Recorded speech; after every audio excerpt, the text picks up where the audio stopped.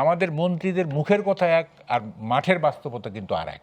Facebook খুললে আপনি কোনো না কোনো একটা মন খারাপ করা মব বা মন খারাপ করা দৃশ্য দেখতে পারবেন। আদালতে মব হয়েছে, আদালতে বোমা ফাটছে, ধর্ষণের মামলা করছে বলে তার বাবাকে খুন করে কুপিয়ে মেরে ফেলা হয়েছে। ইউনোর পদত্যাগের দাবিতে ইউনো অফিসে মব হয়েছে। আমার অভ্যন্তরীণ সংকটের সাথে রাজনৈতিক সংকটটার কোনো সমন্বয় বা সম্পৃক্ততা বলছি আগে একটু সাপ্লিমেন্ট করে নিন ওনার কথাটা। দেখেন, মানে 6 months is too early two comment, এটা ঠিক আছে না, বাট দ্য পয়েন্ট ইজ যে গ্রাফটা আমরা কি দেখতেছি। আমার একটা সেকেন্ড দেন, যদি 6 মান্থ খুব আর্লি হয়ে যায় তাহলে আপনি আমার একটু ক্লারিফাই করবেন কখন থেকে আমরা কাউন্ট করব যেটা ম্যাচিউর টাইম?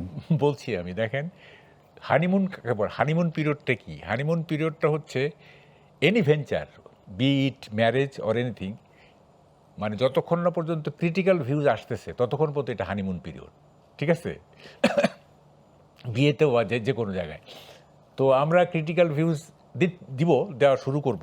হ্যাঁ, দেখেন, গ্রাফটা আমরা দেখব। আমি কি প্রথম রাউন্ডে বললাম যে তাল গাছের আগায় উঠতে গেলে কোনো শর্টকাট রাস্তা নাই। ওকে ফাইন, কোনো শর্টকাট নাই, কিন্তু ব্যাপারটা যদি এরকম হয় যে তৈলাক্ত বাসে আপনার বানরের বেয়ে ওঠা যদি হয়, মানে 2 ফুট উঠে আবার যদি 1 ফুট নেমে যায়, অথবা 2 ফুট উঠে তৈলাক্ত বাস যেহেতু নেমে যায়, তাইলে কিন্তু ডেস্টিনেশনে যাওয়া কঠিন হয়ে যাবে।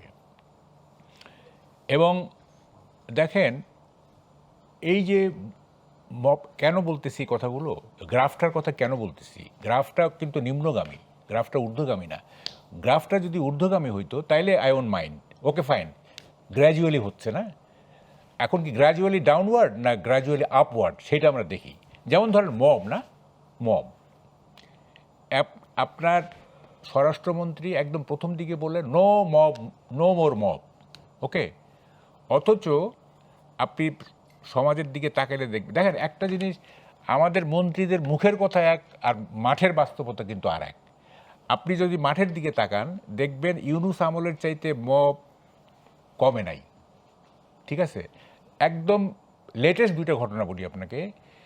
কিশোরগঞ্জে আপনার একটা কনসার্টের আয়োজন করা হয়েছিল, এবং আপনার যে মানে ইসলামিস্টরা বা অথবা জেহাদিরা তারা ডিসিকে কমপ্লেন করার পরে এই কনসার্ট বন্ধ করে দেওয়া হয়েছে।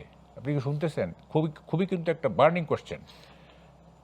কনসার্ট বন্ধ করে দেওয়া হয়েছে থ্রেট করার পরে। আই এম শিওর, মানে এই খবর যদি জাইমা রহমান জানেন তাহলে তার বাবার প্রতি তার অভিমান হবে, কারণ she is westernised girl lady. Concert বন্ধ করে দেওয়া হয়েছে। ব্রাহ্মণবাড়িয়াতে আপনার পুলিশের অনুষ্ঠান, সেইখানে আপনার মব হয়েছে, পরে অবশ্য পুলিশ তাদেরকে ইয়ে করছে, বুঝেন, পুলিশের অনুষ্ঠানে মব হয়েছে, কারণ ওখানে গান হচ্ছিল, ঠিক আছে? আপনার এই কি বলে যে কত ঘটনা, ফেসবুক খুললে আপনি কোনো না কোনো একটা মন খারাপ করা মব বা মন খারাপ করা দৃশ্য দেখতে পারবেন ফেসবুক খুললেই।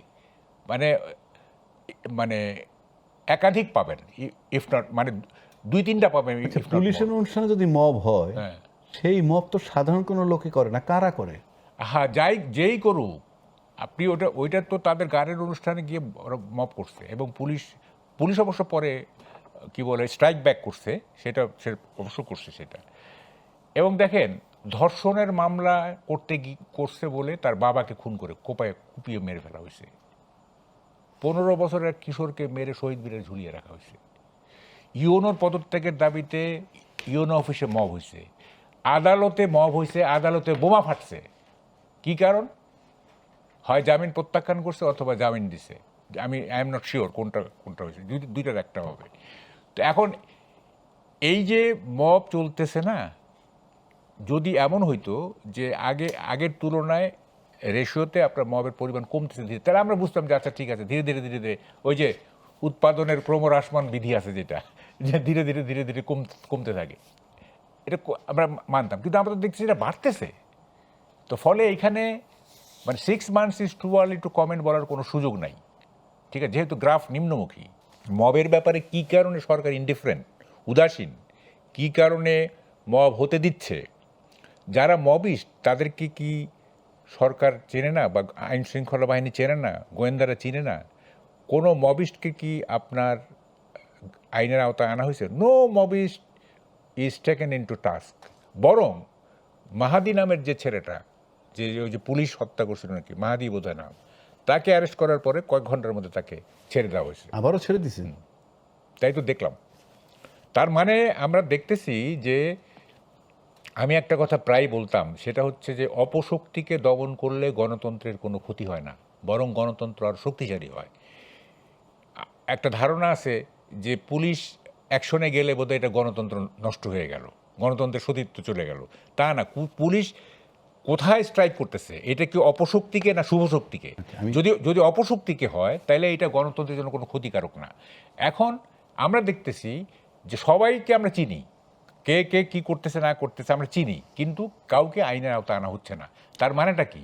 মানেটা কি এই যে ওই যে মানে গ্রাম দেশে একটা কথা আছে যে আল্লাহর ষাঁড় ছেড়ে দিছি, ষাঁড়, হ্যাঁ। আমি আপনার আসবো আপনার কাছে।